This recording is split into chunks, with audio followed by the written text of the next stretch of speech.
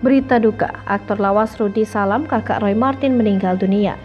Kabar duka datang dari aktor lawas Rudy Salam, kakak dari Roy Marten. Dia meninggal dunia hari ini, Jumat 18 November sekitar pukul 6:04 pagi. Kabar duka ini dibagikan oleh keponakannya Gading Marten. Lewat unggahan di Instagram pribadinya, ayah dari Gempi itu menyebut sang paman kini disemayamkan di rumah duka PGI Cikini, Jakarta Pusat. Dalam postingannya itu, Gading Marten mengunggah potret lawas Rudy Salam semasa muda. Melalui keterangan unggahannya, tak lupa Gading Marten pun menyampaikan rasa dukanya atas kepergian kakak sang ayah. Selain itu, melalui Instagram story Gading Marten, diketahui Rudy Salam meninggal dunia pada Jumat 18 November pukul 6:04. Rudy Salam mengembuskan nafas terakhirnya di Rumah Sakit Harum Siswa Medika Jakarta Timur. Jenazah Rudy Salam rencananya akan disemayamkan di rumah duka PGI Cikini, Jakarta Pusat. Rudy Salam wafat di usia 73 tahun dan meninggalkan seorang istri, 2 anak, dan 5 cucu.